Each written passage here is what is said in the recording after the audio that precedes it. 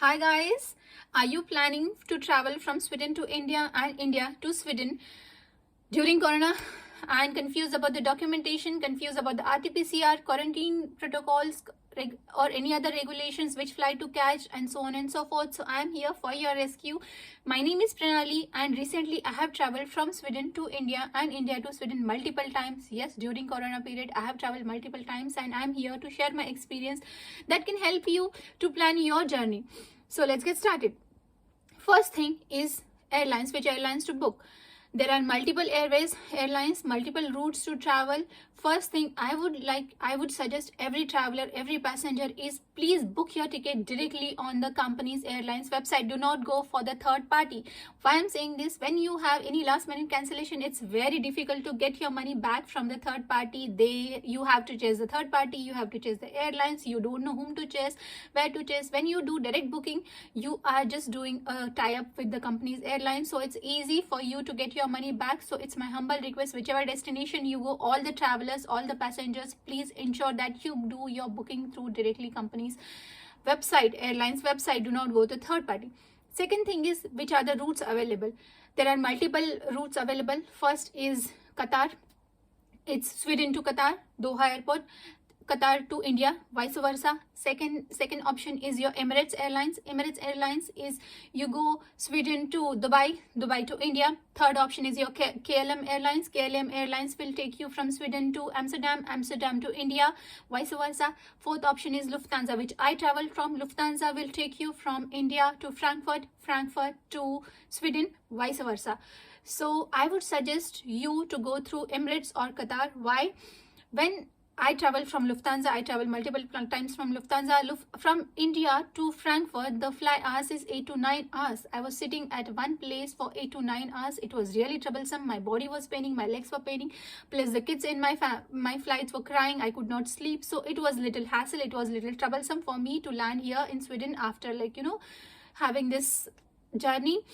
When it comes to Emirates or Qatar flights, the time distribution is even from the India to Dubai or India to Doha, 4.5 hours journey. Again from Dubai to Sweden, Doha to Sweden, it's even, time is evenly distributed. If you have kids, they won't get bored, you will not be irritated. So I would suggest, it depends on you or your money, your budget, and all timings, whichever is suitable. Third thing is your layover. Ensure you have enough layover. That's very, very important. We booked the flight through Frankfurt. Our layover time was 1 hour 40 minutes, and we were literally running on the airport because the layover was not enough. The Frankfurt airport is huge. I mind you, even Qatar airport is huge. You should have enough layover time so that you can catch the next flight. You have to literally go from like the gate 1 to gate 40, and it's huge to travel across the gates and all that. So ensure that you should have minimum 2.5 hours.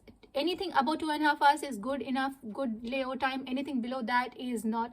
It's literally troublesome because you have to run. We were running. It was really embarrassing. Everybody was looking at us, but we couldn't do anything. We had to manage. We had to catch the flight. Second is, try to get a single PNR.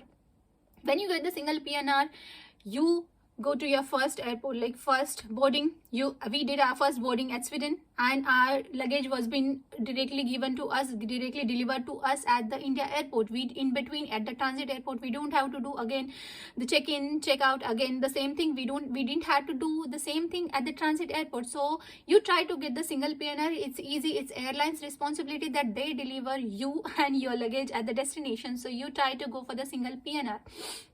Third comes your documentation. What and all documentation you need to carry. It's Corona period. I'm sure everybody must be stressed, but don't get stressed. So this is what documentation you need to carry. First, you have to register yourself on the Air Suvidha platform. It's an India government's website. I will share what and all platforms I'm discussing. I'm sure I will share you the link of all the platforms end of the video, plus in the description box, so that you can just click on it and you can fill the forms. First is, go through the Air Suvidha platform. You have to do a self-declaration. Any individual above 5 has to do their self-declaration on this Air Suvidha platform. You do the self-declaration. Second documentation you need is your negative COVID test. The COVID test has to be RT-PCR. No, India government is not accepting any other COVID test. They just need RT-PCR COVID negative test. Third document is your vaccination certificate. You upload your vaccination certificate on Air Suvidha platform. You take the printout of all the three documents. First is your self-declaration on Air Suvidha. Second is your negative RT-PCR test. Third is your vaccination certificate. One more important thing is either you're vaccinated fully, partially, doesn't matter. India government needs the negative RT-PCR test irrespective of you're vaccinated, you're not vaccinated. They need a 72 hours valid vaccinated RT-PCR test. So how 72 hours is calculated? Suppose I'm boarding my flight at Sweden airport, so my sample has to be given 72 hours before my flight times. I think at the first boarding airport, your sample has to be given 72 hours before that. I think that's clear for you. Third thing, if you're fully vaccinated, after arrival, if you're fully vaccinated, you're free to roam around in India. You don't have to go through any quarantine if you're completely vaccinated, any WHO approved vaccine. Just government is requesting to do the self-observation, that's it. If you're not vaccinated or you're partially vaccinated, then you have to go through the arrival test. There is government has done a facility at all the airports. You have to go through the test. They will take the samples of you and you will get the report next day, immediately next day. So yes, that's the one thing. If you're not vaccinated fully, partially, so you have to go through the arrival test. Third thing, if you're landing in Chennai, then you have to do a Chennai e-pass. You have to fill the information. You have to guess the Chennai Tamil Nadu e-pass. I will share the link of that Tamil Nadu e-pass end of the video.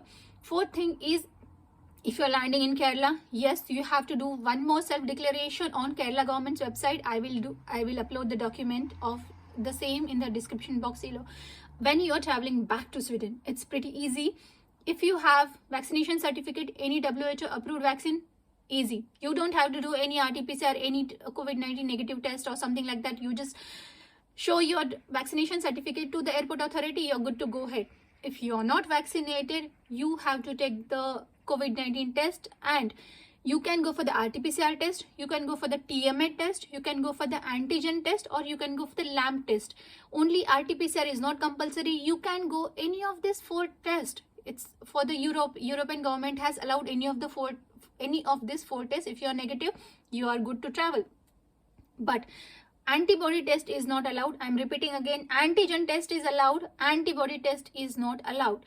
If you have any of these tests, you're good to go ahead for the Europe travels. I think welcome. That's what you need. You don't need anything else apart from this. If you have all these documents, if you have gone through all the video, I think that's it. You're good to travel. Happy journey, safe journey. And plus, if you have any other comments, if you have any other query, please write me back in my comments box. I will try to solve all the queries. Thank you so much, guys. Happy journey. Stay tuned. Thank you.